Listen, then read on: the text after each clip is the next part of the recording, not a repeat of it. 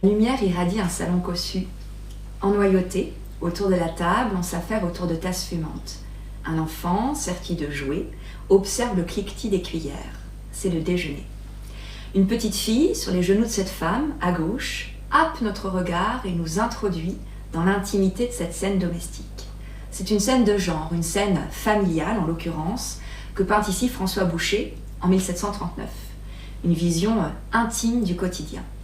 C'est un tableau de moyenne dimension, 81 par 65 cm, conservé à Paris, au musée du Louvre. La peinture de genre, c'est une peinture qui se démarque des grandes compositions historiques, allégoriques, religieuses. C'est une peinture qui répond au goût de la bourgeoisie, cette classe sociale qui prend un essor inédit au XVIIIe siècle.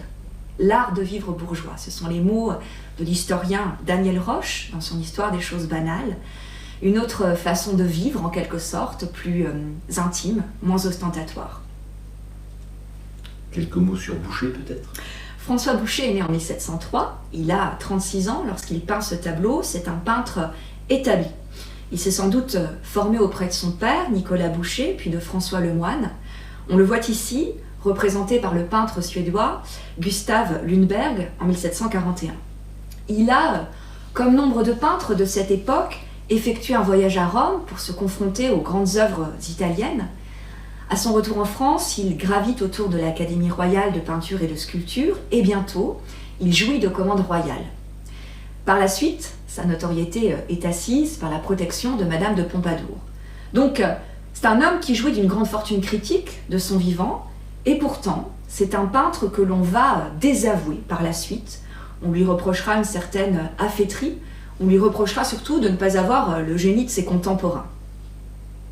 Est-il besoin d'ajouter que Boucher n'a pas le génie mélancolique et la distinction innée de son maître Watteau, qu'il n'a pas la verve et la fièvre de son élève Fragonard, il n'a pas non plus, en s'en tenant au pur métier de peintre, le dessin délié, l'harmonie fine du premier, la touche grasse et libre du second. Entre l'un et l'autre, il fait un peu figure vulgaire. Ce sont les mots de Maurice Fenaille. Maurice Fenaille, on le voit ici, industriel, grand amateur d'art, qui donnera son nom d'ailleurs au musée Fenaille de Rodez. Fenaille qui fut vice-président de la Société des Amis du Louvre, de la Société des Amis de la Bibliothèque Doucet, membre du Conseil des musées nationaux, de la Société des Amis de la Bibliothèque nationale de France, ou encore de la Société de l'histoire de l'art français.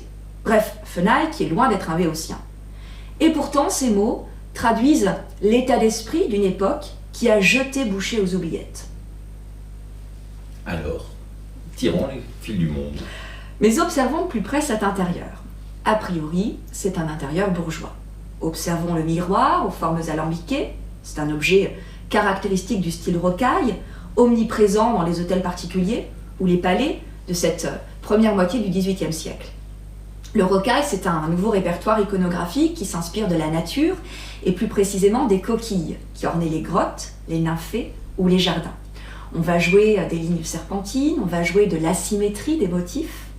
Quelques détails néanmoins trahissent la présence du monde au-delà, bien au-delà de ces quatre murs. La vaisselle en porcelaine chinoise, le Bouddha enchâssé dans cette étagère et la teneur même du petit déjeuner, en l'occurrence la dégustation du café. C'est l'historien Fernand Braudel qui soulignait dans l'Europe moderne la découverte par les Européens de ces nouveaux goûts comme le thé, le café, le chocolat. Empruntés, ce sont les mots de Braudel, au pays d'outre-mer. Parce que le caféier, comme le théier ou le cacaotier, c'est un arbre qui croît en zone intertropicale. C'est l'un des principaux produits ramenés en France par les navires qui accostent dans les grands ports de la façade atlantique. Un produit luxueux qui témoigne de l'élargissement du monde à l'époque moderne.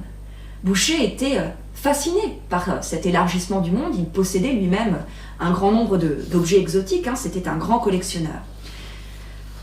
Les objets qu'il a collectés témoignent certes du goût d'une époque, mais aussi des circuits artistiques mondialisés. On en voit un bon exemple avec cette eau-forte du comte de Caylus, d'après François Boucher notamment, qui est en fait une carte de visite en quelque sorte de l'échoppe d'Edme François Gersaint, qui était un célèbre marchand d'art parisien installé sur le pont Notre-Dame. Ces œuvres, que l'on voit ici, conservées au musée Cernuschi à Paris, et qui datent du XVIIIe siècle, donnent elles aussi une idée des objets qui circulaient alors en Europe. La Chine, au début du XVIIIe siècle, c'est pour les Européens un territoire encore méconnu et mystérieux qui s'ouvre très modestement au commerce et au contact avec les étrangers. On voit ici une carte du XVIIIe siècle.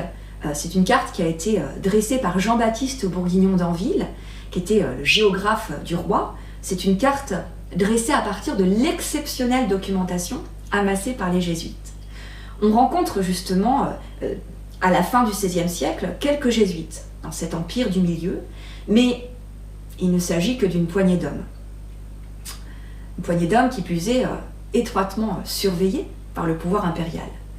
Certains de ces religieux vont acquérir néanmoins une position à la cour en faisant montre de leur talent technique, scientifique, impressionnant donc les élites chinoises grâce à leurs connaissances en astronomie, en mathématiques, en technique également. Et prenons l'exemple des horloges occidentales. Les horloges occidentales vont connaître, grâce à eux, un véritable engouement auprès des lettrés, et on voit fleurir des ateliers d'horlogerie à la fin du XVIIe siècle à Pékin et dans les grandes villes chinoises. Les contacts commerciaux sont restreints à Macao, au sud de la Chine, d'où les marchands portugais sont parfois autorisés par les autorités chinoises à aller s'approvisionner aux foires de Canton à quelques encablures. Les échanges prennent une toute autre dimension à partir du XVIIIe siècle pour plusieurs raisons. Tout d'abord, la modernisation de l'agriculture chinoise permet la croissance et l'extension des activités artisanales et industrielles. Les fabriques de laque, de papier, les ateliers de soierie, les fours à porcelaine se multiplient alors et emploient des dizaines de milliers d'ouvriers qui travaillent désormais autant pour l'élite chinoise que pour l'exportation. Conscientes de l'opportunité à saisir, les puissances européennes s'emploient à créer et à maîtriser de nouveaux circuits commerciaux pour fournir l'Europe en produits chinois. L'Angleterre, les Provinces-Unies envoient de plus en plus de navires des grandes compagnies à charte, suivis par leurs concurrents qui veulent eux aussi leur part de bénéfices. C'est ainsi que les représentants de l'East India Company et de la VOC se pressent nombreux auprès des autorités chinoises pour demander une ouverture plus ample du pays au commerce international. Ils sont partiellement exaucés en 1759, quand le gouvernement de Pékin accepte de laisser les navires étrangers accoster à Canton, mais sous la stricte supervision des fonctionnaires impériaux, évidemment. À partir de cette date, les chinoiseries arrivent en masse en Europe pour le plus grand plaisir des milieux aristocratiques et bourgeois des grands centres urbains. Porcelaine, céladon, laque, soierie emplissent les salons. On voit ici une gravure de Huquier qui représente l'audience de l'empereur chinois, tenture commandée à Boucher par la manufacture royale de Beauvais. Boucher s'est d'ailleurs inspiré des écrits et des dessins réalisés par les jésuites pour imaginer ces scènes. Et le produit phare de ces échanges reste le thé, dont la consommation explose en Europe. Un chiffre tout à fait éloquent, dans la seconde moitié du XVIIIe siècle, les quantités transportées par les navires anglais sont multipliées par 10. Incontestablement, la Chine est à la mode à cette époque dans les capitales européennes. Accompagnant les chinoiseries, les témoignages, les descriptions livrées par les jésuites sur cet empire lointain stimulent les imaginaires, comme en témoignent les écrits de Voltaire par exemple, qui y trouvent matière à réflexion et à admiration. Voltaire fait d'ailleurs une véritable apologie de la Chine, éreintant au passage la mondialisation marchande de son époque et ses travers. Je le cite, Voltaire. Les princes de l'Europe et les commerçants, dans leur découverte de l'Orient, n'ont recherché que la richesse. Les philosophes, eux, y ont découvert un nouveau monde, physique et moral, écrit-il dans son dictionnaire philosophique. Boucher, lui, condense les deux mondes et lie Europe et Asie pour notre plus grand bonheur.